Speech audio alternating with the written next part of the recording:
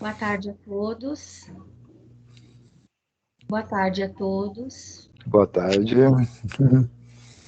Vamos nos envolver com muito amor e carinho para recebermos o nosso passe. E hoje nós vamos estender esse passe fazendo vibrações para um parente, um amigo querido que esteja precisando. Vocês mentalizem essa pessoa, esse irmão que necessita. E também hoje vamos envolver a nossa amiga Ercília com todo amor e carinho. Pedir a Dr. Bezerra de Menezes que a acompanhe todos os dias, todos os momentos, para que ela seja sempre amparada. Os nossos médicos do espaço, Dr. Bezerra de Menezes, toda a sua equipe, cuide dela, ampare, juntamente com os médicos aqui da Terra. Envolver essa nossa irmã, que com tanto amor e carinho, cuida de cada um de nós, para que tudo que a gente precisa, ela está sempre à disposição. Então, com todo esse amor que nós temos, vamos envolvê-la e vamos também envolver, cada um pense num irmão que esteja precisando do passe. Vamos agradecer a Jesus, nosso Mestre, que também está aqui presente, a Maria de Nazaré, nossa querida mãe, que está sempre aqui nos cobrindo com seu manto azul sagrado, nos acolhendo, nos protegendo e nos curando de nossos males. Também agradecer ao nosso querido e amado irmão Rodolfo, a nossa casa bendita, que acolhe tantos os nossos irmãos desencarnados, tantos encarnados, com tanto amor e carinho, com tanta dedicação, que essa nossa casa seja protegida por todos nós e pelos espíritos protetores de segurança, que ela seja sempre amparada. E também todos os dirigentes e trabalhadores da Seara do Mestre Jesus. Vamos então levar os nossos pensamentos a Jesus, para que possamos receber o nosso passe, para que os nossos irmãos, que cada um estiver no pensamento, também receba esse passe. E nossa querida Ercília. Oração de cura, Dr. Bezerra de Menezes. Que Bezerra de Menezes e suas falanges de espíritos de luz visitem os lares de todos os doentes nesse momento, levando energias curativas e bálsamos de paz e de amor. Que todos que enfrentam o Covid, o câncer, a depressão, as dores e demais doenças do corpo, emocional e espiritual, busquem no Deus eterno e todo-poderoso que habita no próprio ser a força para continuar a lutar. Todos nós, nesse momento, estamos recebendo o nosso passe. Que as dores que puderem ser amenizadas, sejam amenizadas. Que as feridas que puderem ser cicatrizadas, sejam cicatrizadas. Que as doenças que puderem ser curadas, sejam curadas. Que todos que sofrem compreendam que a vida sempre sabe o que faz e que busquem em Jesus o amparo, o consolo e a paz. Que o Mestre Jesus envolva a todos com sua luz dourada, inspirando-lhe coragem, resignação e fé. Juntamente com os nossos irmãos do passe, Jesus acompanha. Que a espiritualidade maior derrame uma chuva de energias curativas sobre os lares dos doentes e sobre todos os leitos hospitalares. E sobre cada um de nós, sobre cada um de nossos irmãos que estamos no pensamento, que eles necessitam de alguma cura física ou espiritual. Cura, cura, cura. alívio, alívio, alívio, paz, paz, paz, luz, luz, luz. Assim seja, gratidão, gratidão, gratidão a todos nossos irmãos espirituais que estiveram aqui conosco. Muito obrigada pelo amparo que foi dado, a luz, o amor, a cura de todos os nossos males, para que sejamos fortalecidos diurnamente, noturnamente, protegidos pela espiritualidade maior. Boa semana a todos, uma ótima aula, que todos tenham sempre no coração a fé, o amor para sempre. Que assim seja, graças a Deus. Obrigada.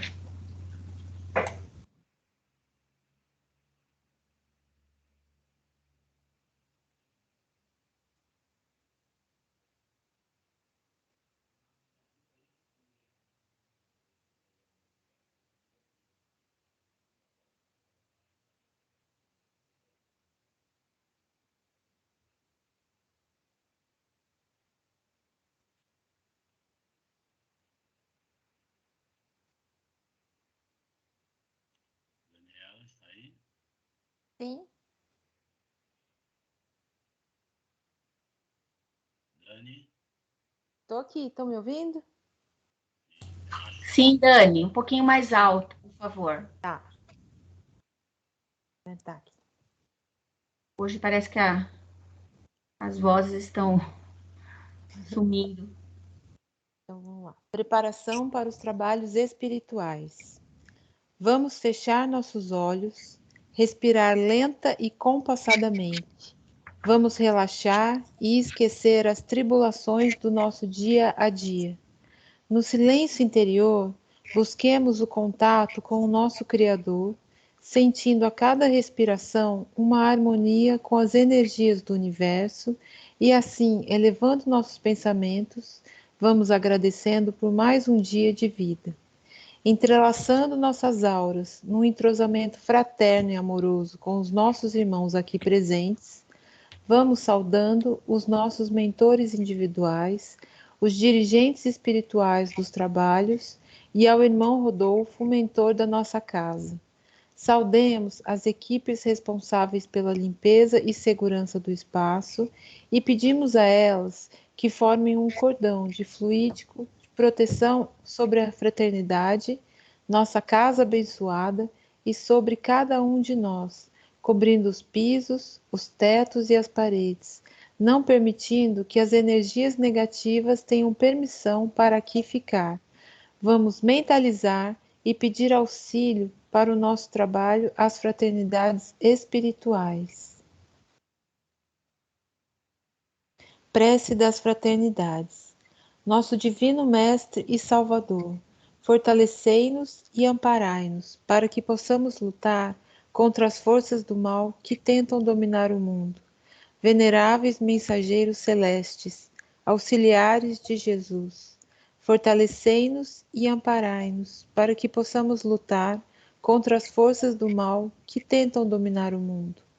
Pai nosso, Criador nosso, fonte eterna de amor e de luz, fortalecei-nos e amparai-nos para que possamos lutar contra as forças do mal que tentam dominar o mundo. Que assim seja.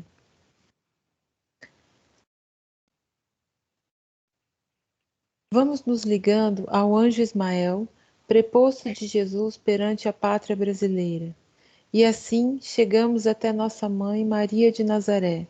Pedimos a ela que nos acolha com seu manto de luz e nos leve até seu filho Jesus, nosso mestre, a quem agradecemos por todos os ensinamentos que nos deixou, rogando a ele que nos encaminhe até Deus, nosso Pai, a fim de agradecer pelo dom da vida, por nosso corpo perfeito e a tudo que temos, pelo que somos e pela oportunidade de trabalho na sua seara bendita.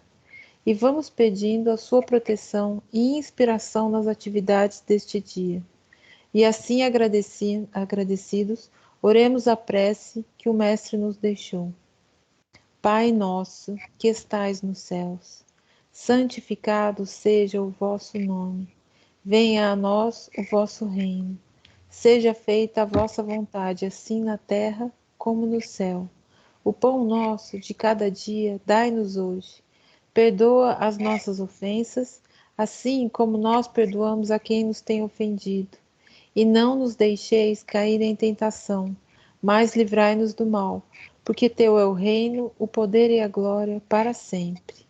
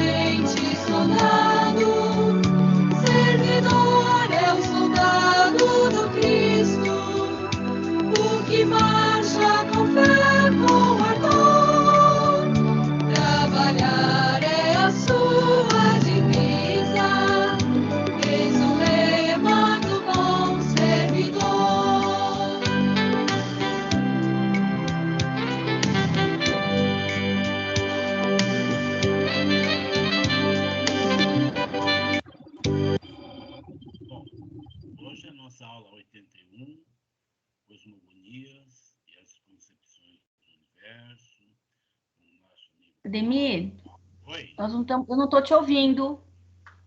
Hoje a nossa aula 81, Cosmogonia e as Concepções do Universo, com o nosso amigo Paulo Chaves. Paulo, toda sua. Nossa, agora que eu consegui ouvir, tá muito baixinho. É, tá bem baixinho, né? Não Nossa, estamos. Acho que eu estava falando meio de longe, tudo bem então. nossa. Mas continua baixinho, viu, Ademir? Continua baixinho mesmo. Agora no finalzinho, eu ouvi falar assim, sua. Eu falei, ué, sua? Será que tá falando de mim? É. Depois você Ah, verifica o seu som aí. ah, tá tudo bem, então. Então, na verdade, já passou lá para mim, então, né? Já passou para você. Pode Ah, bom. começar, Paulo. Nossa, tava tão... É que tava tentando ouvir, só quando falou Tá sua que deu difícil. clique. Ah, Uma boa aula para você, Paulo. Fique à ah, vontade. tudo bem. Primeiramente, já vou compartilhar aqui a tela, já para facilitar a coisa.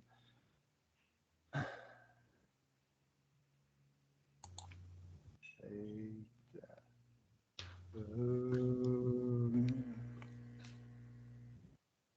Janela, sim, achei.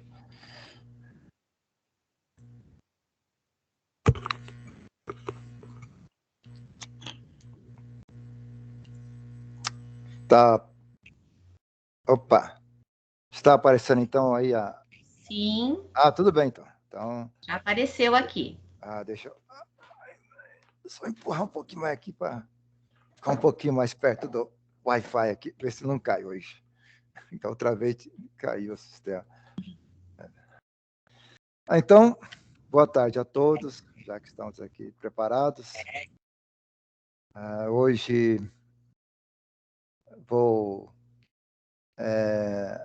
compartilhar uma aula, e a aula é a número 81, cujo título é Cosmogonias. Então, vamos fazer mais uma viagem aqui, uma das aulas da nossa escola. E sempre aquele detalhe que gosto de salientar que todas as aulas têm a finalidade de dar sempre a base, sustentação para o nosso trabalho de reforma íntima. Então, é uma aula científica, tem alguns conhecimentos científicos, mas a finalidade não é torná-los versáteis no assunto, mas sim que todo o seu conteúdo sirva de base para a reflexão na sua transformação moral. Essa que é a finalidade. E sempre tenho essa perguntinha, que eu espero que tenham lido, tá? Que sempre ajuda a ler a aula. E vamos ver a cosmogonia. Na verdade, tem duas partes, tem 1 e 2, mas aqui nós vamos ficar mais na 1, porque somar tudo não daria tempo de ver tudo. Mas a parte 1 é a mais, seria bom conhecê-la. E nela nós temos definições, alguns seriam subtítulos, né? Primeiro vem definições, vai falar da Terra e o sistema solar, das concepções do universo entre os povos. E tem a 2 que não vamos falar aqui, mas tem também um subtítulo recapitulando a filosofia espírita, fim dos tempos, cosmogonia, religião e o pensamento kardeciano. Então, vamos. Qual o objetivo da aula? É falar da criação, tá? Das muitas moradas do Pai, que são os planetas, que são estações apropriadas ao adiantamento dos espíritos, vida em outros planetas. Irmanamos-nos pelo trabalho, já que o universo está sempre funcionando, sempre em atividade, significa que Deus está sempre trabalhando. Os conceitos se ampliam quando deixamos de lado o orgulho. Então, um ponto muito importante aqui na aula, como sempre, né? Sempre fala dos nossos defeitos morais, e um deles, esse daqui ampliado, que é o orgulho, além do egoísmo, são os grandes problemas do ser humano. Vai falar da evolução material e espiritual, que tudo no universo evolui, cresce, se modifica, e termina falando da perfeição do universo, e a perfeição do universo também é a nossa perfeição.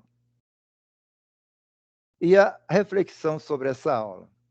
Então, nessa reflexão, vamos dizer, primeiramente, conhecer o universo exterior é uma etapa atingida. Então, nós conhecemos bastante do universo exterior, mas o principal de tudo, que sempre estamos falando aqui, é do universo interior, porque agora, mergulhar no universo interior é uma etapa a ser conquistada. Então, para que nós consigamos fazer a nossa evolução material, espiritual, a nossa reforma íntima, nós acabamos fazendo mergulho em nosso universo interior. Tanto que tem aquela frase famosa, conhece-te a ti mesmo. Então, todos esses ensinamentos, todos esses conhecimentos que nós temos aqui, é para colaborar para que nós consigamos fazer isso. Conhecer a nós mesmos, identificando sempre as nossas fortalezas, as nossas fraquezas, as nossas dificuldades, as nossas facilidades, e com isso tentar se melhorar. Tanto que tem, até chama, né, a coisa mais normal, todos nós, dentro do estudo Jung, lá fala que nós temos o nosso lado sombra. O nosso lado sombra só é aquela parte de nós que nós sabemos que é errada, nós sabemos que não está certo, mas que nós queremos esconder. Então, não queremos conhecer a nós mesmos, porque não quer identificar, principalmente, o nosso lado sombra, as coisas erradas que ainda fazemos, mas que a gente não quer perceber que está fazendo, por incrível que pareça. Mas é assim que o ser humano funciona. Mas que nós precisamos fazer isso, conhecer a nós mesmos. Opa. Então, já entramos no primeiro título, subtítulo, que são, vai falar das definições, aqui sobre cosmogonias. Então, entre os problemas gerais comuns, que são comuns à religião e à filosofia, ocupa um lugar destacado a concepção do universo. E a concepção do universo, ela envolve dois aspectos básicos, o científico e o filosófico. O científico, né, esse aspecto, o científico é baseado na observação direta, ela verifica a dinâmica dos mundos, verifica a harmonia dos seus movimentos e vem falar das suas características físicas e químicas. Então, quando se fala em aspecto científico, sempre se destaca que todos nós fazemos uma observação direta, percebendo tudo o que ocorre e faz uma conclusão, faz um raciocínio. E tem o filosófico. O filosófico esclarece-nos o como dessas formações e o seu processo evolucionista. Então, o aspecto filosófico, ele é um trabalho que extrapola além da observação direta, né? Se formos fazer uma comparação com os nossos sentidos físicos, seria o sexto sentido. Nós temos 5 sentidos físicos, aquele que nós conseguimos observar o mundo, e aquilo que ultrapassa aquilo, esses nossos 5 sentidos, chamamos de sexto sentido. Algo que nós sentimos, observamos, que é correto, mas que não temos condições, às vezes, de provar. Mas sentimos que há algo a mais e que é correto. E a parte filosofia é fazer isso, extrapolar além daquilo que a gente consegue entender com observação direta. E o estudo das concepções do universo, ela se esbarra, e é inevitável, e nos problemas que são insolúveis de todas as filosofias. E quais são esses dois problemas? São dois: o das causas primeiras e das causas finais, isto é, problemas teológicos. Quer dizer, nós não sabemos como fomos criados e como surgimos, e nem sabemos qual seria o fim lá na frente. Estamos simplesmente no meio. Isso gera muito estudo e difícil de se chegar a uma conclusão. Aí vamos aqui fazer, chamar assim, algumas elucubrações. Vamos começar a pensar. Então, a gente começa a imaginar. Nós chegamos à Terra, estamos aqui, logicamente, e nada nos lembramos do passado. Aí sempre nós fazemos essas perguntas. Quando fomos criados? Além disso, como fomos criados? E também, por que nós fomos criados? E vai se expandindo. Nós somos criados ou nós sempre existimos? Continuando essas perguntas que fazemos a nós e a todos, você existiu de toda a eternidade ou foi criado por Deus? Mas, com o tempo, o homem vai conseguir ir desvendando tudo isso à medida que ele for se aproximando daquele estado superior no qual ele poderá repetir: eu e meu Pai somos um. Então, o que está querendo dizer com essa frase? Que cada vez mais que eu vou fazendo esses estudos, não só aqui da aula, mas acrescentando com outras literaturas, ouvindo palestras de pessoas que têm um pouquinho mais de conhecimento, lendo cada vez mais o Evangelho, conforme nós vamos nos modificando, conforme nós vamos crescendo nesse trabalho da reforma íntima, em que a gente vai limando cada vez mais os nossos defeitos morais, começando a se revestir mais das virtudes, substituindo os defeitos, tornamos pessoas cada vez mais amorosas, tolerantes e aprendendo cada vez mais. Cada vez que nós fazemos isso, nós estamos nos caminhando em direção à divindade. Quanto mais eu melhoro no aspecto moral, aspecto espiritual, mais eu estou me aproximando de Deus.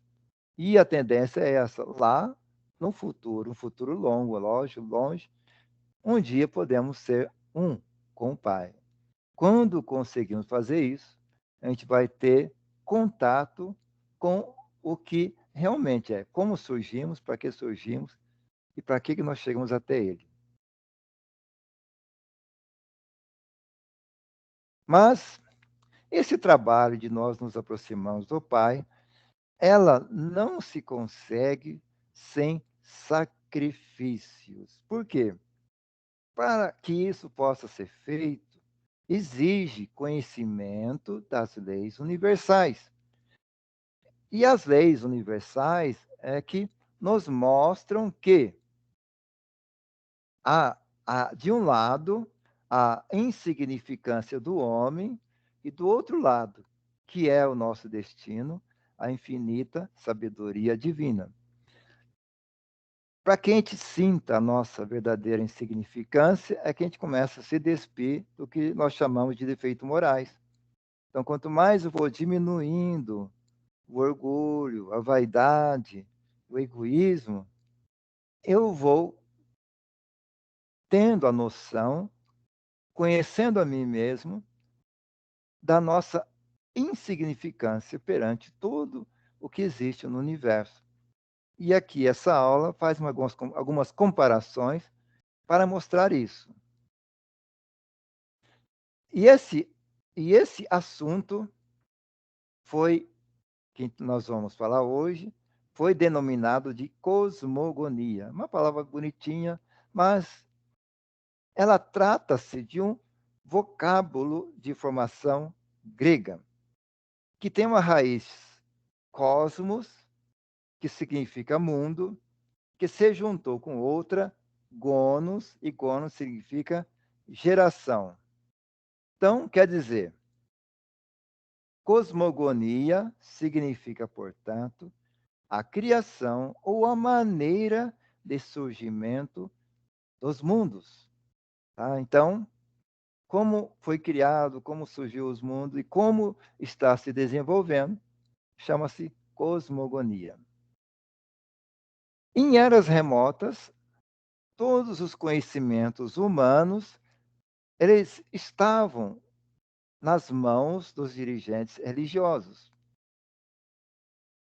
Aí, só num período mais avançado da evolução social, é que se traçou a separação, ficando a ciência de um lado e a religião do outro. Mas, tanto a ciência quanto a religião cultivaram também a filosofia. Tudo tem a sua filosofia, que já adiantamos antes, que é aquele trabalho de tentar entender algo além da observação direta. Isso é necessário, tá? Que só com a observação direta nós teremos dificuldade de entender as coisas, mas tudo é necessário. Eu tenho que fazer a observação direta e tenho que fazer também alguns raciocínios para tentar entender certas coisas que essa observação não consegue me dar a resposta. Aliás, né, nós, o ser humano, tem uma força imensa e necessária que é bom usar, que se chama imaginação. Através da imaginação também, nós podemos formar certas coisas que lá na frente temos condição de conseguir entender certas coisas que acontecem no mundo. É por isso que existe os livros, existe o cinema, teatro, tudo isso nesses locais tratam de assuntos que extrapolam o nosso dia a dia, a nossa realidade atual, trazendo coisas algo que possa ser, que possa ocorrer. Que nem mostrando um exemplo ficção científica. O que tem de filmes que não só eu assisti, como muita gente assistiu lá no passado, que eram coisas que para nós era algo impensável, inatingível, e que hoje já estamos desfrutando daquelas coisas que era assunto preso, restrito à ficção científica. E hoje não é mais ficção científica. Porque aquelas pessoas que montou aqueles filmes, aqueles roteiros que colocavam coisas que inimagináveis, incentivou que outras pessoas da área científica estudassem e trabalhassem para criar aquelas coisas que, naqueles filmes de ficção científica, trouxeram para nós. Então, a gente vê como as coisas são presas umas às outras, são interrelacionadas. Por isso que sempre fala, toda a literatura, todos os tipos de artes, elas são necessárias para nós e nós temos que assistir a tudo e a todos. Aí, com o tempo, fazer o nosso entendimento. E é por essa razão, continuando aqui, que os problemas de cosmogonia, da origem e do destino do homem, ficaram pertencendo em comum às religiões, onde já estavam inicialmente, e também à filosofia. Só depois de um longo caminho, né? Esse longo caminho é a evolução das civilizações, é que a filosofia deixou de se apoiar em hipóteses para se basear nos fatos, em dados cientificamente estabelecidos. Então, significa que a filosofia também pode usar os dados que o lado científico descobriu e começar a fazer conjecturas, elucubrações, para tentar ter algum entendimento em alguma área específica do conhecimento humano. E para servir de ponte, para servir de elemento de ligação entre a ciência e a religião, é uma das grandes funções do Espiritismo. Então, desde que iniciaram os estudos lá, curso básico do Espiritismo, sempre se tocou nesse assunto. O Espiritismo procura utilizar a ciência e a religião e também a filosofia. Então, é o tripé do Espiritismo, juntar esses três lados.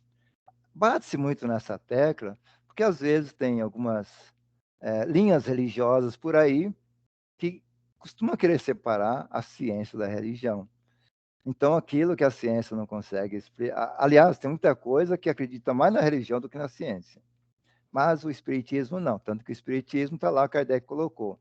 Se houver dúvida no que está sendo trazido para a ciência, o que está sendo trazido pela religião, que fique com a ciência.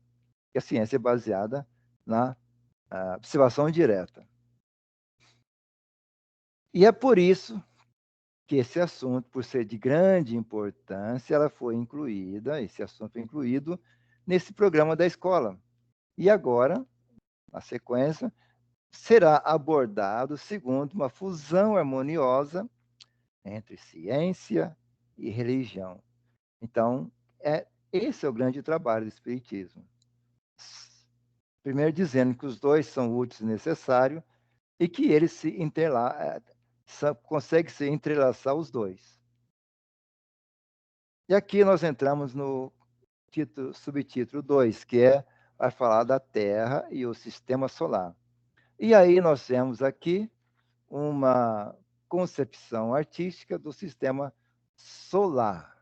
Tá? A gente fala concepção artística porque só para facilitar o reconhecimento do Sol e dos planetas que o circundam. Mercúrio, Vênus, Terra, Marte, Júpiter, Saturno e Urano, que são 9. Na verdade, eram 9, agora são 8. Apesar, quem gosta de ler essa literatura sobre astronomia, existe a possibilidade de um outro, que seria o 10º, quando era 9. Agora será o 9º planeta, que parece existir. Então, aqui a descrição do sistema solar. Há uma estrela amarela no meio, que chamamos de Sol, ou então é chamada de a Grande Fornalha. E há uma série de organismos que estão ligadas com o Sol gravitacionalmente. São 8 planetas maiores, além de um conjunto de outros organismos menores.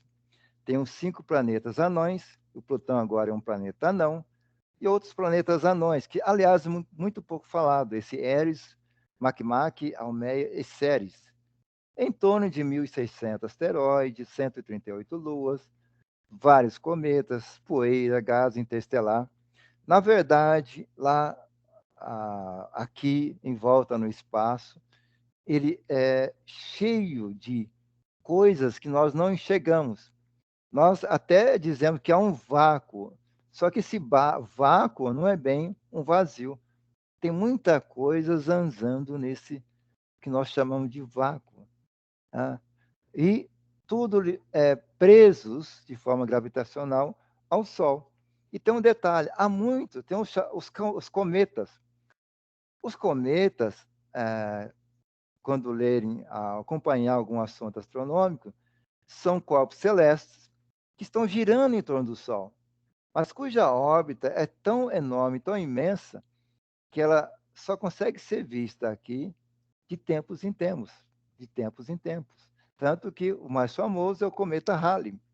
E esses cometas já foram calculados os tempos que ele vai aparecer por aqui. Por que ele aparece? Porque ele está girando em torno do Sol, só que numa órbita extremamente imensa, longa. Tá? Então, além de tudo, conhecendo, tem a massa negra, há uma série de coisas que estão ainda descobrindo. E com o telescópio Hubble, colocar no espaço, cada vez mais estão descobrindo outros organismos celestes com comportamentos completamente fora daquilo que nós conhecemos. Então, aqui já estão vendo o tamanho do nosso sistema solar. Como nós já somos pequenos aqui dentro da Terra, e a Terra já é meio pequenininho em relação ao sistema solar. Aqui uma outra concepção artística do sistema solar. Um detalhe, a gente sempre fala concepção porque tudo está em movimento, tudo está em girando, né? Tanto que tem umas coisinhas interessantes que podemos falar aqui, é o seguinte, quem olha aqui se pergunta qual que é o planeta deles que fica mais próximo da Terra. Logicamente, o pessoal pensa, deve ser Marte, que parece que Marte é o mais próximo. Mas não se esqueçam que tudo está em movimento. No geral, no movimento completo entre os planetas, o planeta que fica por maior tempo próximo da Terra é Mercúrio. O Mercúrio ele fica mais tempo próximo da Terra, ao longo dos movimentos de transação. Porque há momento que a Terra está de um lado do Sol, e o Marte, que aparentemente é próximo, está do outro lado do Sol. Então, ele está numa distância imensa. Então, quem acompanha aí essa tentativa de viagem a Marte, sabe que existe uma época do ano adequada para se enviar um satélite ou um foguete a Marte. Porque se ele enviar a Marte quando ele está lá do outro lado, a missão fica extremamente longa. Então, tem um período do ano que se pode enviar satélite em direção a Marte. Então, quando ele via Marte, ele vai encontrar Marte, porque tudo está em movimento. Então, não podemos esquecer disso. Tudo está em movimento. O Sol também está movimentando. Só para comparar, né? A Terra está girando em torno de si, ela está girando em torno do Sol, e o Sol está girando em torno da galáxia.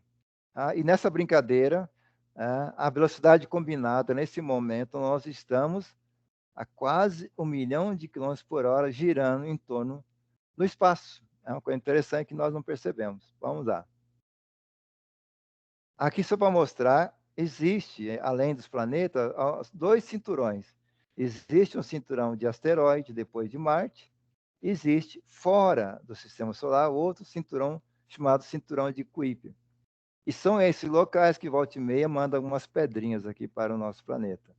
Então, aqueles meteoritos que caem na Terra, muitos deles vêm desses cinturões de asteroides.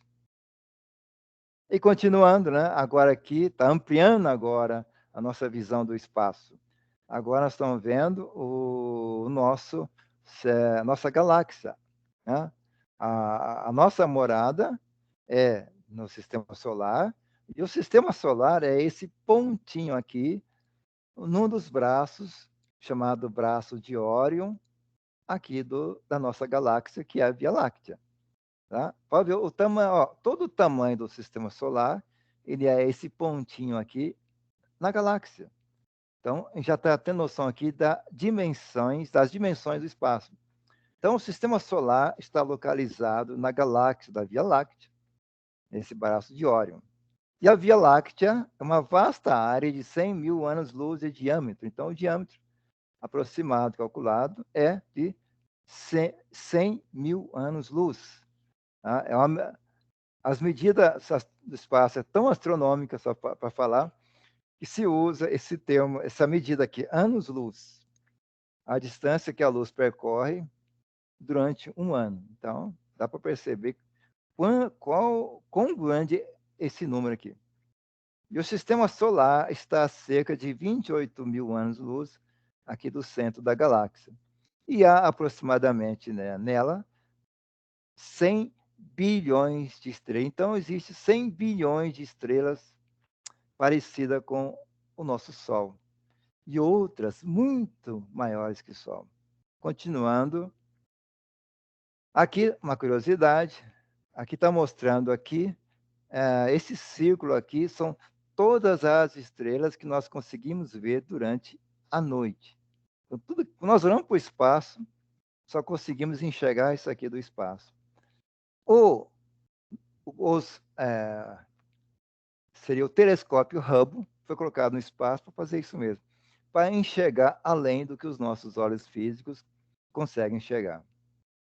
Continuando no aumento das dimensões, a nossa galáxia Via Láctea ela faz parte do chamado grupo local de galáxias.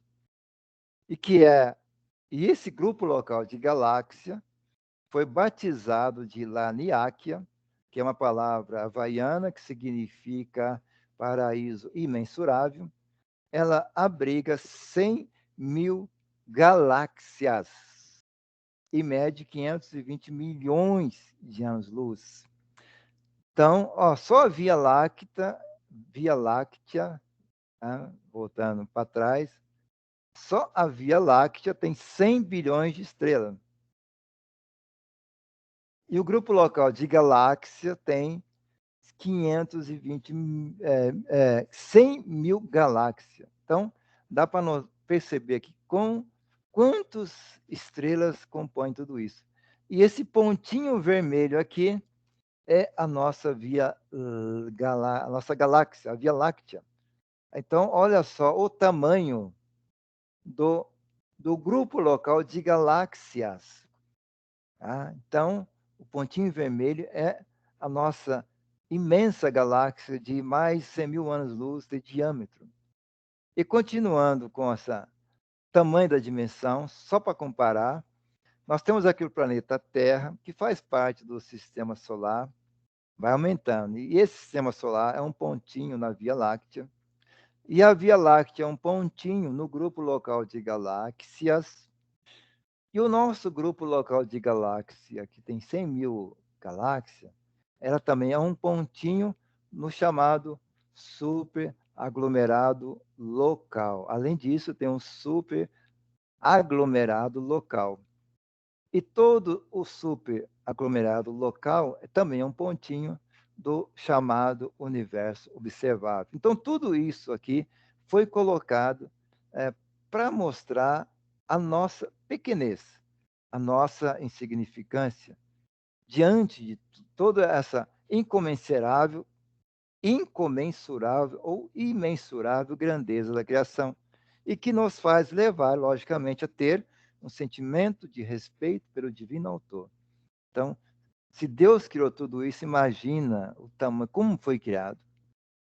Imagina a sabedoria que nós não conseguimos nem imaginar como que ela é. Então, mais para mostrar, por isso que foi dito lá, nos objetivos, é mostrar que temos que nos afastarmos cada vez mais do orgulho, sermos mais humildes. Porque nós sempre nos achamos o bambambam, o melhor, somos o ponto focal. Não, nós somos uma pequeníssima parte desse universo. Então, continuando, entramos no item 3, saímos das dimensões, agora vamos falar das concepções do universo. Então, no estudo das concepções no universo, desde as épocas remotas, foram propostos 3 sistemas e discutidos. Existem outros, mas para facilitar o entendimento aqui, vamos falar desses 3, do heliocentrismo, do geocentrismo e do antropocentrismo. Hélio significa o Sol, geo seria a Terra e antropo, o ser humano. Então, vamos lá. O heliocentrismo considera o Sol como o centro do universo, considerando-se o universo solar. Então, aquela briga lá no passado, né, do Galileu Galilei, ali indo mais, sim, Giordano Bruno foi até condenado à fogueira, porque a igreja falava que a Terra era o centro do universo. E esses estudiosos falavam que não, era o Sol o centro do universo. E sabemos que o Sol também não é o centro do universo. Tá? E dentro daquelas pessoas que estudam física, né, quando eles querem falar sobre isso, já que tudo é infinito, então podemos dizer qualquer ponto no universo pode falar que é o centro do universo. Por quê? Porque qualquer lado que você olhar, ele é infinito. Então, eu posso dizer que qualquer ponto do universo é o centro do universo, até eu. Eu posso falar que eu sou o centro do universo, porque qualquer lado que eu olhar, ele é infinito. Então, se eu estou no centro do infinito, eu sou o centro. Então, são coisas que podemos ir pensando, né? Só estou dando um exemplo de que é pensar. Então, chegamos agora no geocentrismo.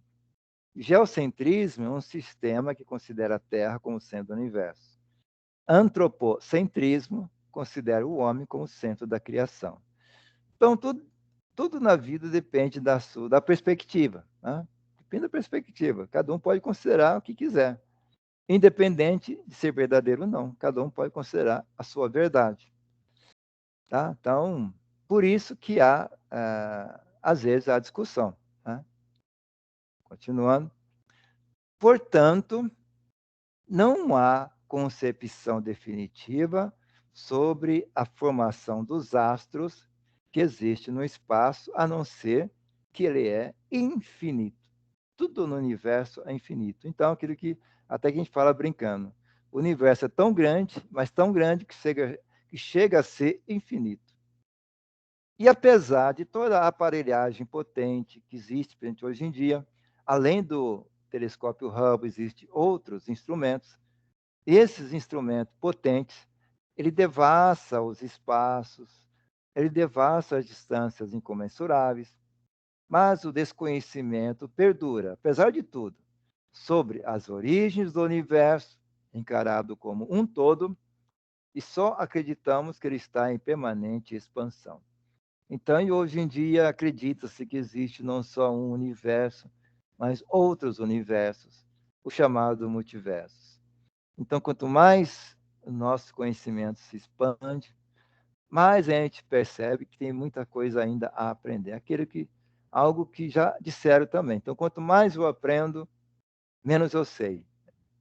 Por que fala isso? Quanto mais eu aprendo, menos eu sei. Porque quanto mais eu aprendo, eu vejo que tem muito mais coisa para aprender.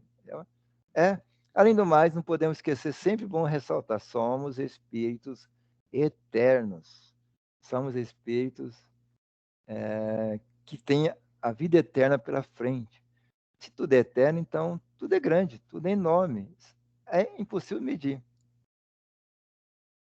Então, a concepção que se tem é que todo esse universo é formado por nebulosas, galáxias, sistemas planetários, satélites, asteroides, e tudo girando no espaço, tudo em órbitas próprias, rigorosamente fixadas em variáveis, e todas elas obedientes às leis divinas universais que mantêm a regularidade do funcionamento e que, de tudo isso que se destaca é a gravitação. Então, a força gravitacional é que faz com que todos esses componentes do universo estejam em movimento e sempre girando, sempre formando órbitas. Além disso, tem outros órgãos no espaço que extrapola essas funções, esse funcionamento. Tem os buracos negros, tem os quasar, tem uma série de organismos que fazem coisas inimagináveis e cada vez estão descobrindo cada vez mais outros organismos nesse espaço.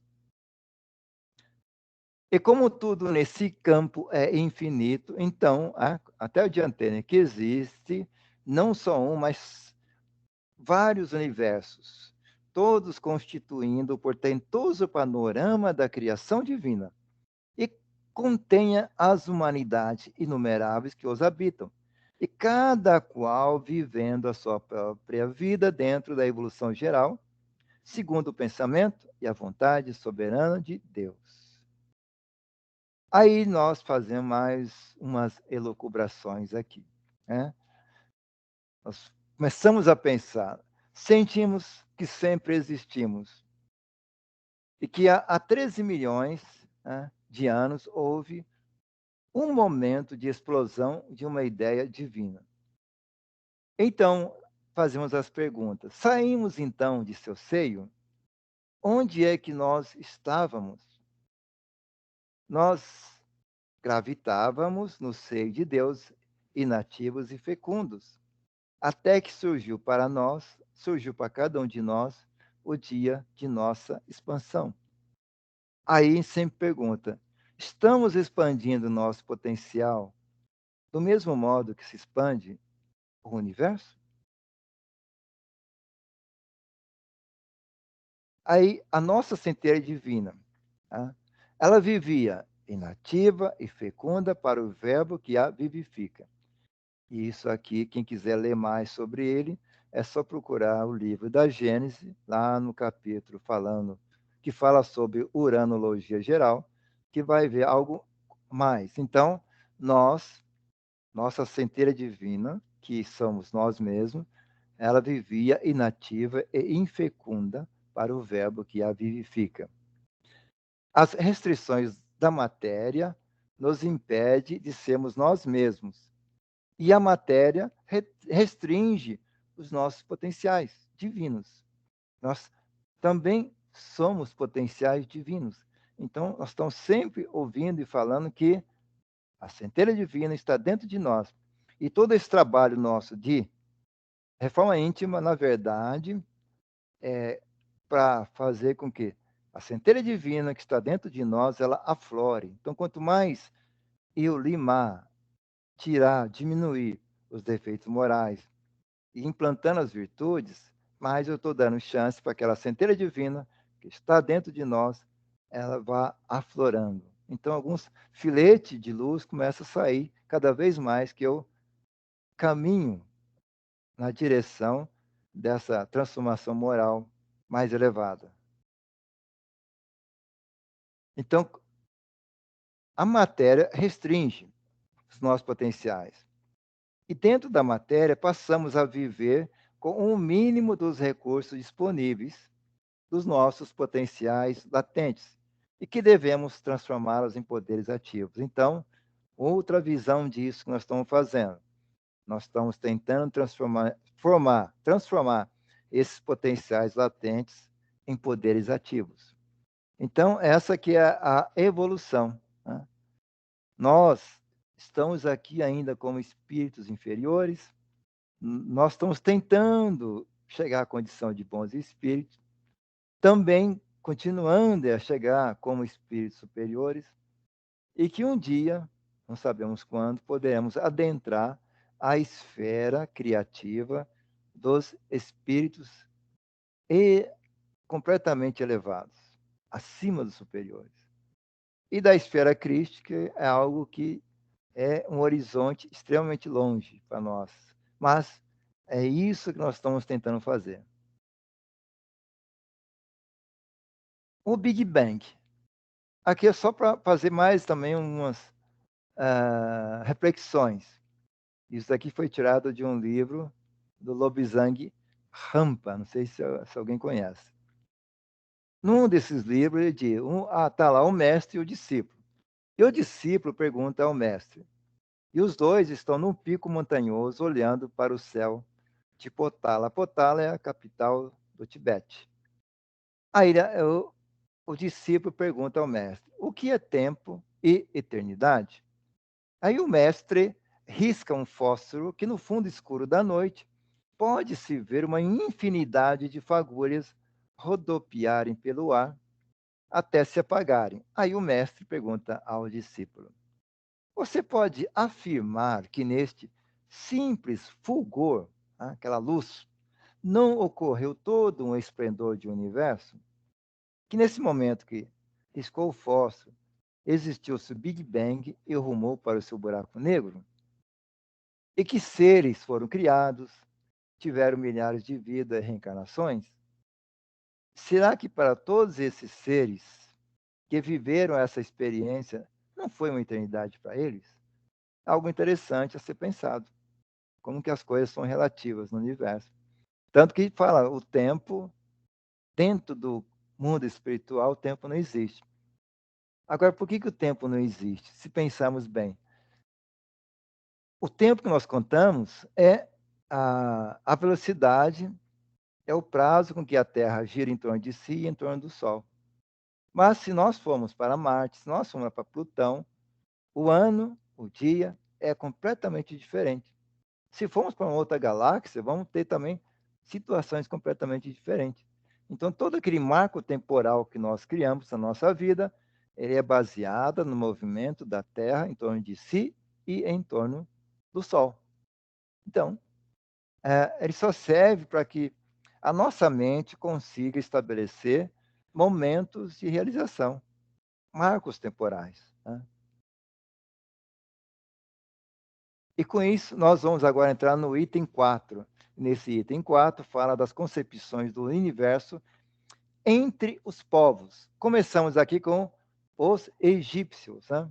Esse povo aqui, esse povo muito que chama a nossa atenção, porque nós desconhecemos ainda muita coisa deles. Sabemos, percebemos que fizeram coisas extremamente misteriosas que nós ainda não conseguimos estabelecer como. Até a construção das pirâmides. Então, a nação egípcia foi fundada numa época pré-histórica por Mizraim.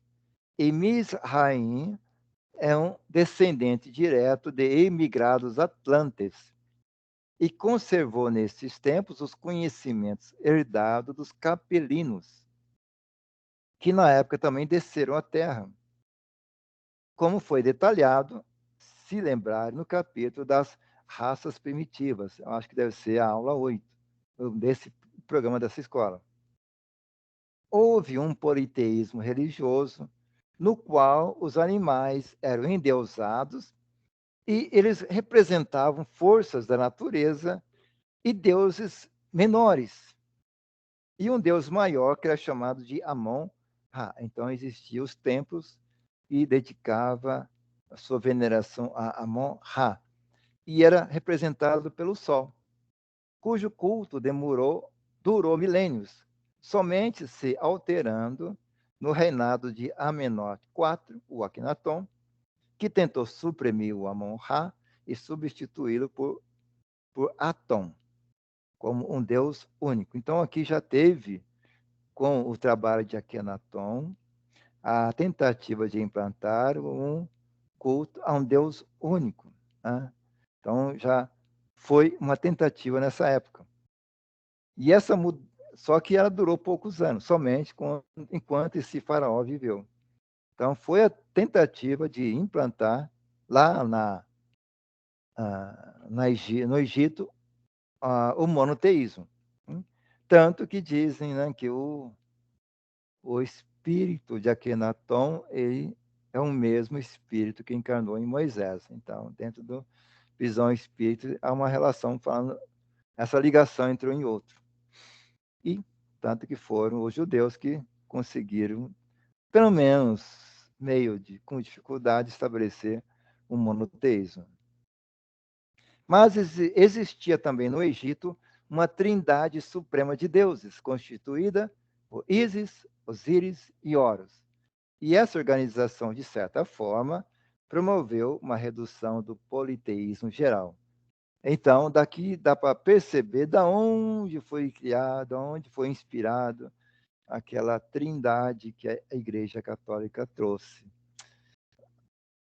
Lá no ano, acho que foi 324, com o Concílio de Nicéia, em que eles puxaram esse conhecimento dos egípcios e estabeleceram uma trindade também de deuses, né?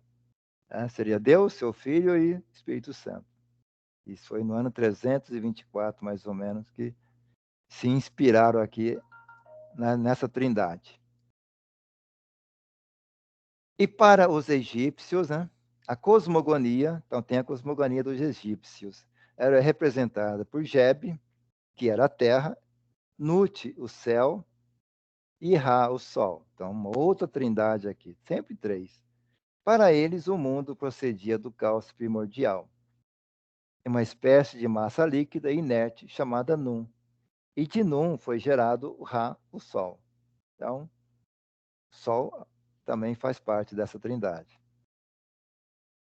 E os egípcios antigos possuem conhecimentos avançados de matemática, de mecânica celeste, construíram portentosos monumentos como as pirâmides, as mais famosas é a Khefren, Quéops Miquerino, além de Sankara e outros, a Esfinge do Gizé, gigantescas obras de arte no Vale do Nilo.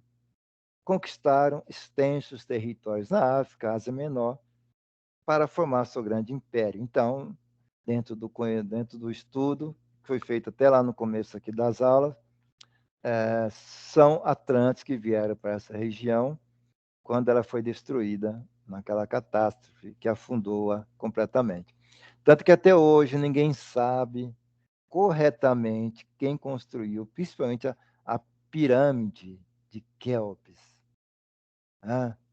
Até hoje, acredita-se que ela é muito mais antiga do que os próprios egípcios. Então, acredita-se que foram, na época da Atlântida, que construíram essas pirâmides. Tanto que acredita que havia água nessa época, quando foram construídas as pirâmides. Então, continuando, falamos dos egípcios, agora vamos falar as concepções do universo, e são as concepções entre os povos, né? Então, falamos do primeiro povo, que foi os egípcios, agora o segundo povo, que são os hindus.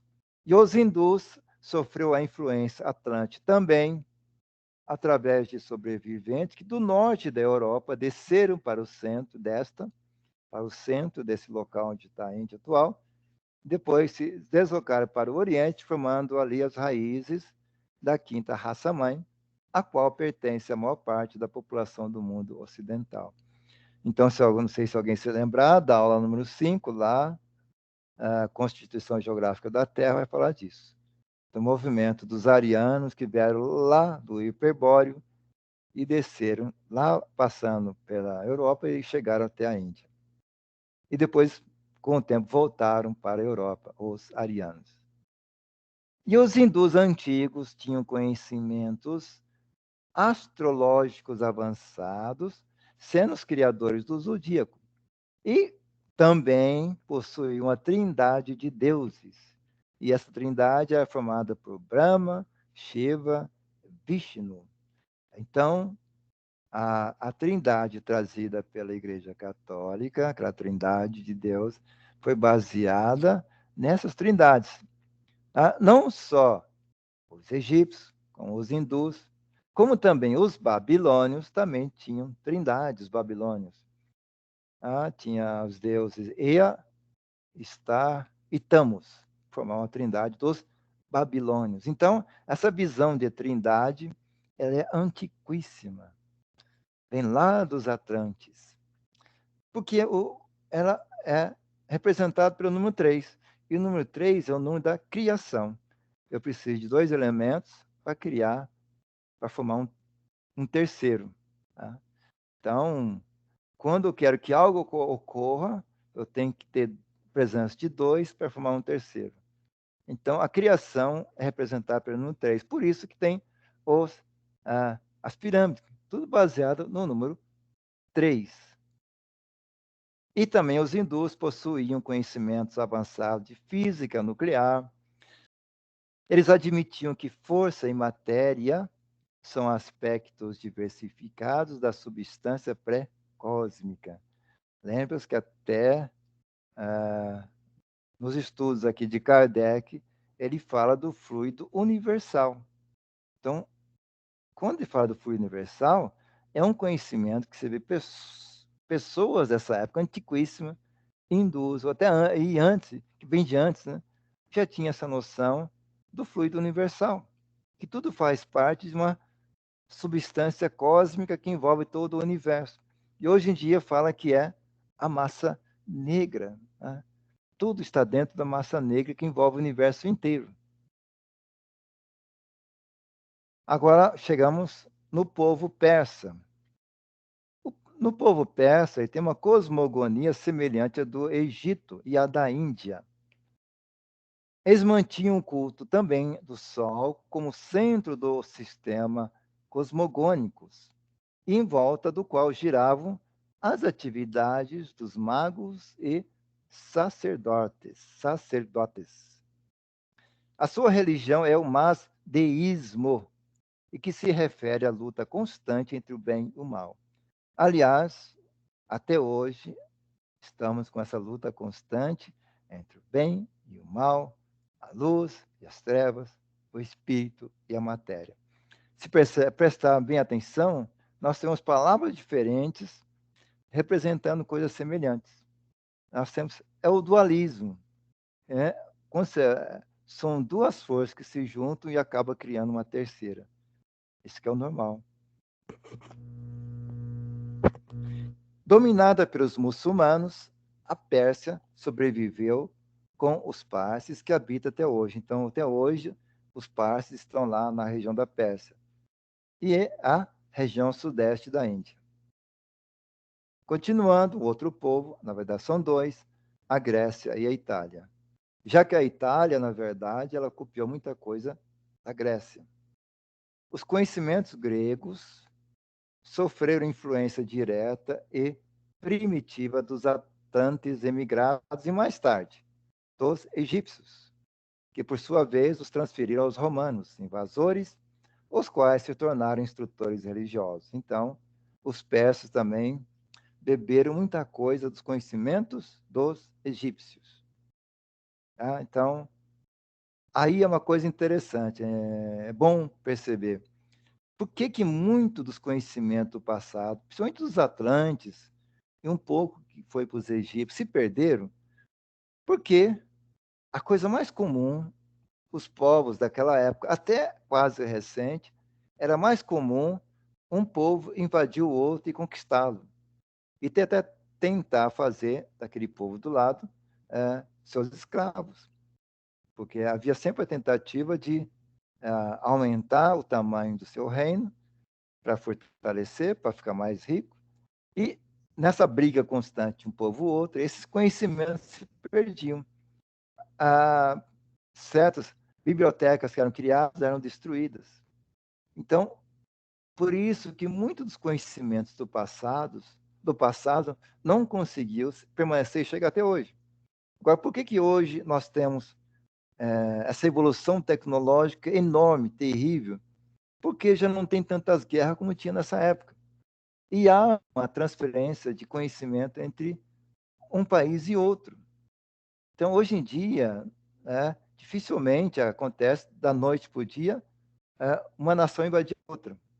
Era algo que ocorreu muito até a Segunda Guerra. Até a Segunda Guerra, isso era comum. Do fim da Segunda Guerra para cá, essa situação começou a se modificar.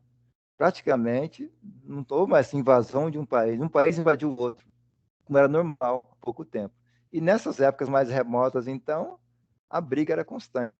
Aliás, era até o esporte favorito daqueles soberanos daquela época. E os gregos e italianos admitiam o caos inicial, do qual nasceu a noite, e o erebo, que é a profundidade onde habita a morte. E da obscuridade da morte nasceu o amor, e com ele a ordem e a beleza, que espancaram as trevas e a confusão. Então, não é de hoje que se fala no amor, que é a única maneira de você conseguir manter as pessoas mais unidas. Então, quando as pessoas implantam o amor e a alimenta e faz crescer, a chance de haver menos encrenca, menos combate, menos violência é a implantação do amor.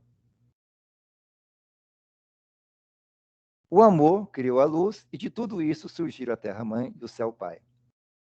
Inicialmente, a Terra, que ele está dizendo, nessa cosmogonia deles, a Terra foi habitada por gigantes que provocavam cataclismos e distúrbios na natureza. Então, se houvesse um terremoto, ou explodiu um vulcão, ou coisa, eram gigantes que estavam habitando a Terra que provocavam esse cataclismo. Aí os deuses se reuniram, eles acreditavam em um politeísmo, eles se reuniram e foram morar no Olimpo sob a direção de Zeus ou Júpiter.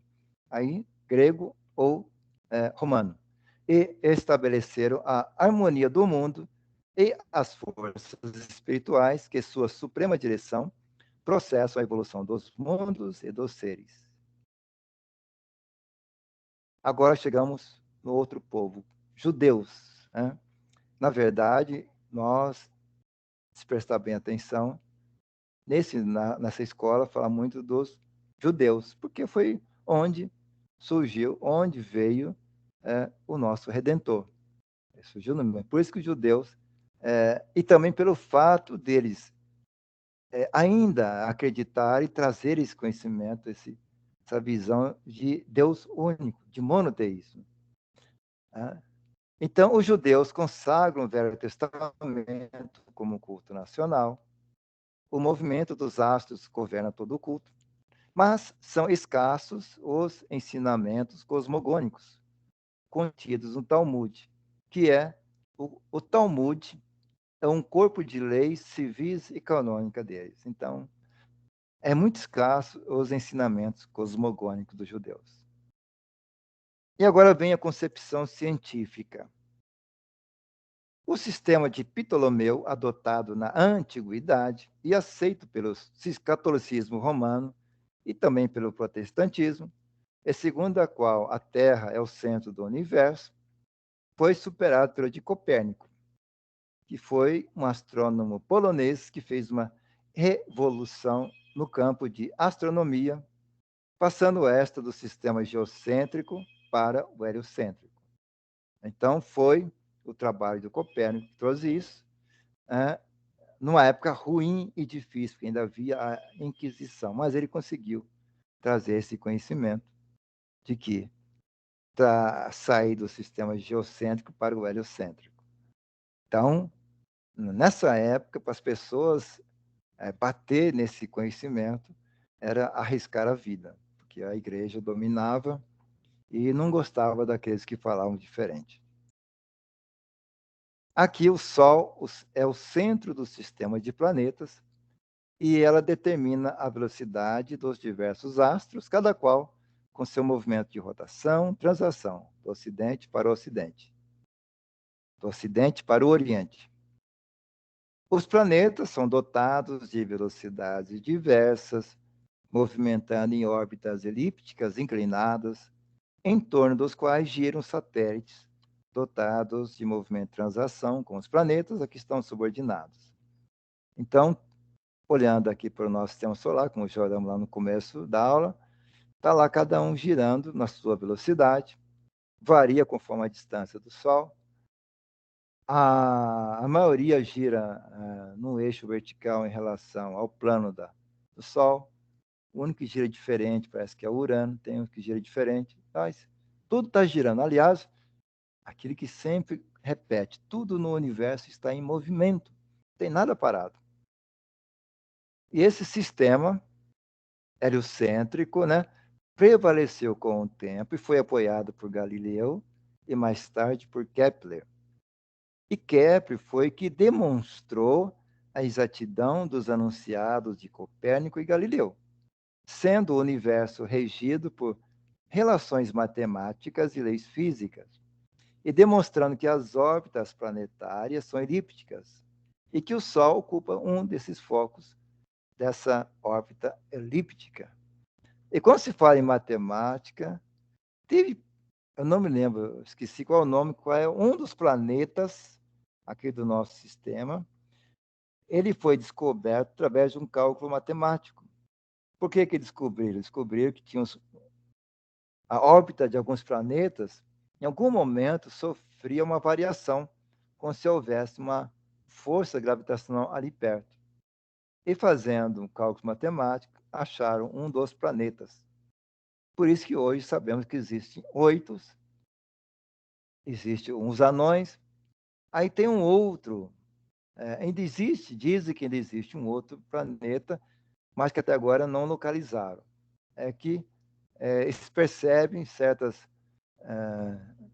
variações em certos movimentos, como se algo estivesse ali exercendo uma força gravitacional. Então, tanto Newton, Kant, Laplace, Einstein, todos eles são gênios da ciência, pessoas que têm uma inteligência que extrapola a do homem comum, nem eles conseguem explicar as causas primeiras e últimas. Então, a ciência foi evoluindo, ela foi eliminando erros, corrigindo conceitos matemáticos e científicos, e atualmente até já admite a eternidade dos movimentos das nebulosas e o infinito do seu número, e a não existência do acaso no universo. Então, só com todo o conhecimento que tem hoje em dia, com todos os equipamentos, consegue estabelecer isso. Calcular os movimentos, a existência de todos esses órgãos, esses componentes do universo, mas não consegue explicar ainda nem as causas primeiras, ainda nem as últimas. De onde que realmente nós surgimos e para onde nós vamos. Só sabemos que existimos. E a ciência é inteligente. Uma coisa interessante é que a ciência também está sempre evoluindo. Que muita coisa que há pouco tempo a ciência admitia como verdade, hoje já admite que não é verdade. Por quê? Através da observação, com o tempo, verificou que havia mais coisas naquelas coisas anteriores que fez com que se mudasse o conhecimento. Então, a ciência, aquilo que ela acreditava no passado em muita coisa, hoje não se acredita. Por quê? Porque não parou de olhar, não parou de observar e não parou de fazer conclusão. Então, até nisso, não está nada parado. Nós, até com esse nosso conhecimento que estamos tendo aqui, cada vez que a gente vem aqui começa a reestudar, a gente começa a alterar algumas reflexões que fizemos lá atrás. Eu entendi uma coisa, depois de algum tempo eu revejo aqui, começo a entender outra. E não estou errado. É por quê? Porque eu evoluí o meu pensamento também. O pensamento evolui. Tudo no universo evolui. Por isso que muita coisa do passado. Por isso que é bom conhecer o passado. Sempre se fala isso. Se você conhece o passado, você evita erros no presente.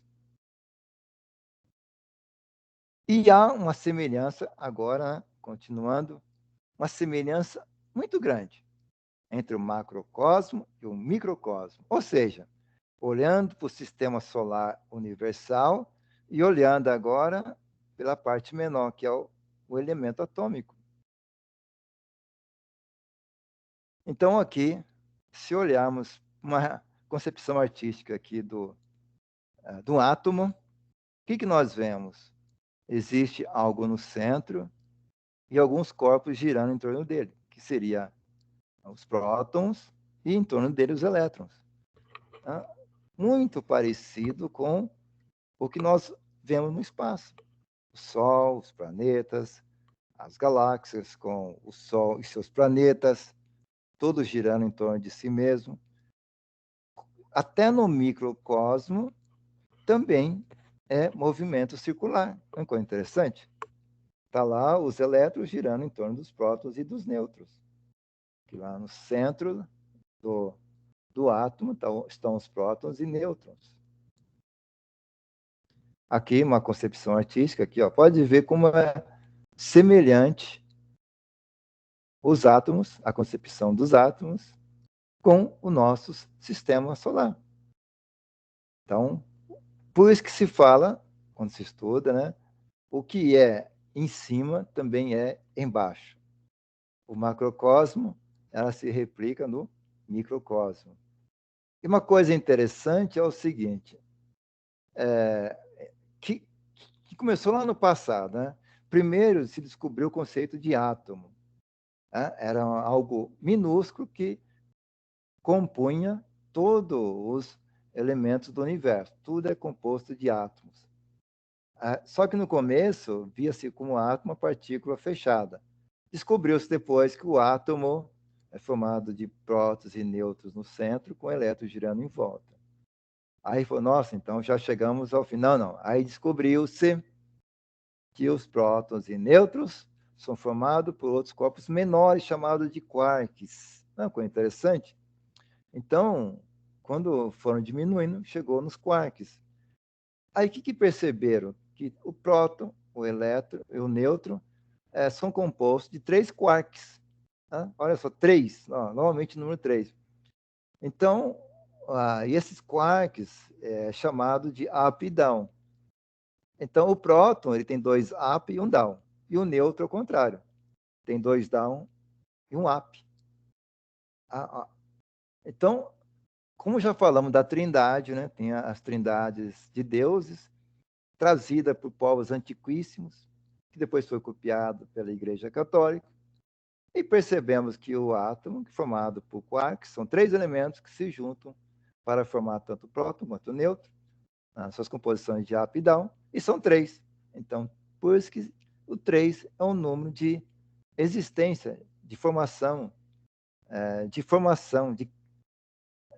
seria isso o sentido. Junto preciso de 2 para formar um terceiro elemento. Então, para que algo ocorra, para que algo aconteça, preciso da existência de 2 que vão se combinar e formar um terceiro. Então, tudo por isso que fala que o número 3 é o número da criação, o número da existência. E o número também que se dá equilíbrio, né? A gente dá até o exemplo de uma cadeira, né? Se nós pegarmos uma cadeira de 3 pernas, qualquer que seja o tamanho dessas 3 pernas, essa cadeira vai ficar equilibrada. Mas se eu pegar uma cadeira de 4 pernas, se uma das pernas for um pouquinho diferente das outras, ela fica desequilibrada. E o de 3 pernas, não. Eu posso ter 3 pernas com tamanho diferente, que ela vai ficar equilibrada. Ela não vai ficar balançando. É só para notar essa existência do número 3. E continuando aqui, né? Então, nós tem o átomo. Como é que é a formação agora do ser humano? O átomo se junta para formar molécula, e as moléculas se juntam para formar a macromolécula, e a macromolécula se junta para formar as organelas, que vão formar as células formam tecidos, o tecido forma os órgãos, e os órgãos formam o sistema de órgãos, e o sistema de órgãos se junta e forma o ser humano. Então, nós somos inicialmente formados de quê? De átomos. E com isso podemos dizer, nós temos aproximadamente tudo isso aqui de átomos no nosso corpo. Nós somos formados por átomos. E por essa quantidade de átomos que não tem nem como expressá-la com tanto zero que ela contém. Então, só para ter a noção de como somos formados. E tudo em movimento, e nada parado. E dessa forma, chegamos ao fim da aula. Alguma coisa a falar? Então, Zé, tem bastante coisa para colocar mais dúvida do que entendimento, que é difícil mesmo.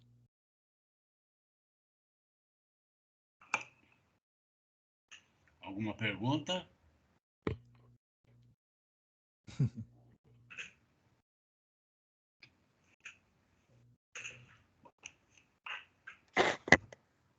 Paulo, obrigado.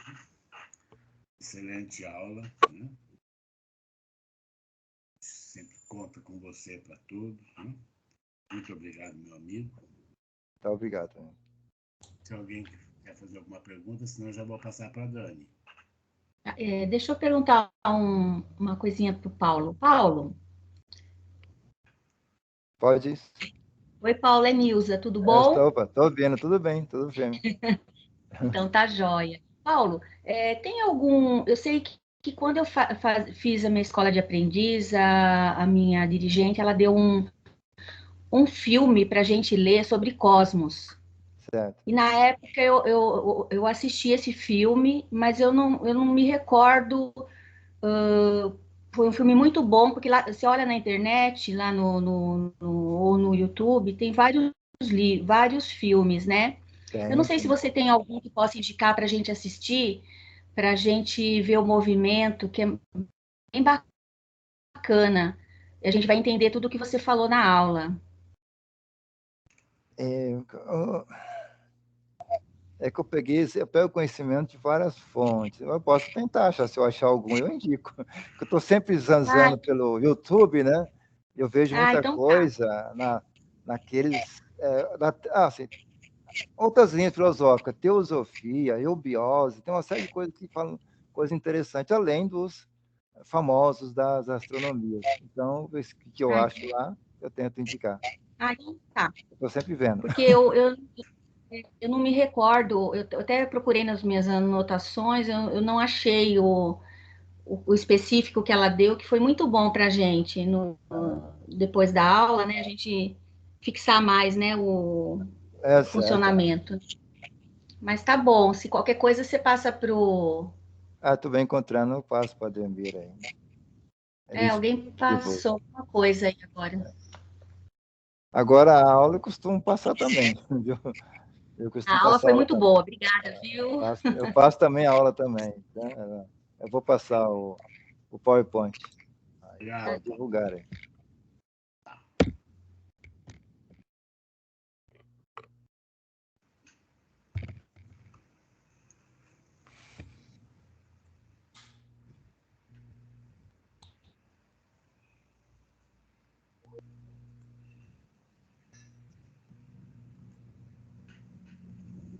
Vibrações finais. Nosso Divino Mestre, pedimos licença para que a partir de agora possamos dividir o que de mais precioso nos destes, nossas vibrações de fé e de amor.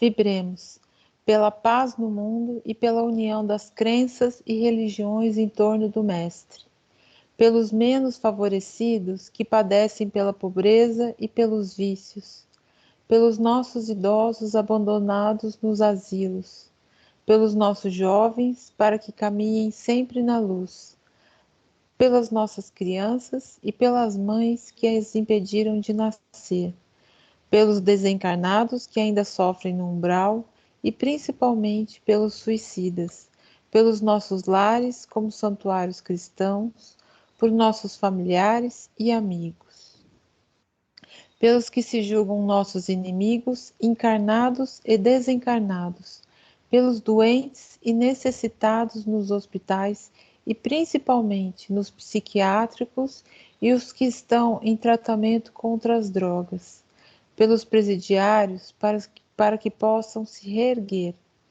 pelos que sofrem em depressão, com pensamentos voltados à prática, rogamos que sejam envolvidos por boas vibrações para superar este momento difícil. Por todos aqueles cujos nomes se encontram no caderno de assistência espiritual, pensar neste momento o nome de quem desejamos as vibrações. E, finalmente, vibremos por nós mesmos, para que, como servidores e aprendizes de Cristo, estejamos sempre ligados a vós através de nossa fé. Sentindo-nos fortalecidos e amparados diante desta paz, vamos agradecer a toda a equipe de limpeza e proteção que nos preparou este ambiente. Agradecemos aos nossos anjos guardiões e protetores espirituais que colaboraram para que estivéssemos hoje aqui. Agradecemos ao palestrante de hoje, nosso querido Paulo. A aula foi excelente, muito esclarecedora. Agradecemos o nosso mentor, pedindo que Deus o proteja e fortaleça. Agradecemos ao mentor desta casa e a todos os seres supremos e superiores que nos assistiram hoje, para que possamos servir a Jesus e praticar o que aprendemos hoje em nosso dia a dia. Deus, obrigado por estarmos aqui e que mesmo diante das piores dificuldades, nós tenhamos forças e persistência para jamais nos afastarmos de Ti e de Teus ensinamentos, pois nós os amamos acima de tudo. Que assim seja. Pai nosso, que estais nos céus, santificado seja o vosso nome, venha a nós o vosso reino, seja feita a vossa vontade, assim na terra como no céu. O pão nosso de cada dia dai-nos hoje. Perdoai as nossas ofensas, assim como nós perdoamos a quem nos tem ofendido.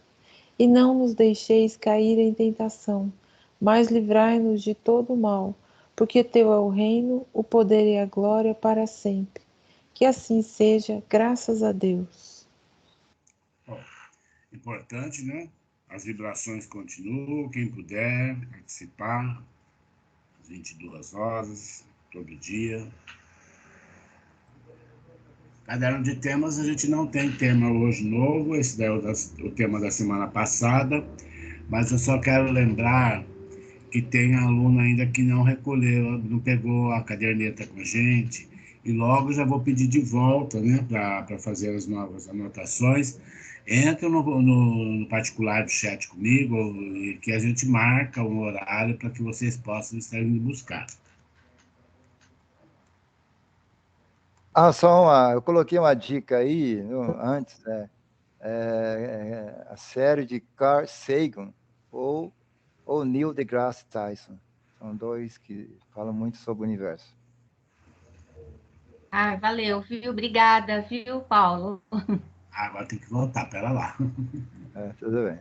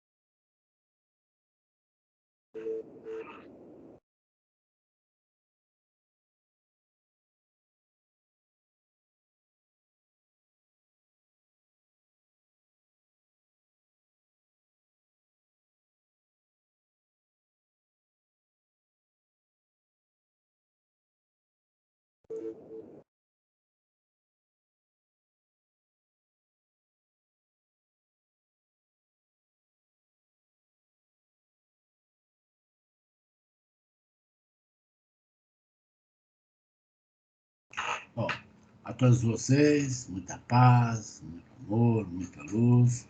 Obrigado a todos. Para quem vai participar hoje à noite das vibrações até mais à noite. Bom feriado para todos, uma boa semana. Obrigado, Paulo. Já vi que você mandou material. Depois, quem quiser, eu repasso, ok? Muito obrigado. Fiquem com Jesus.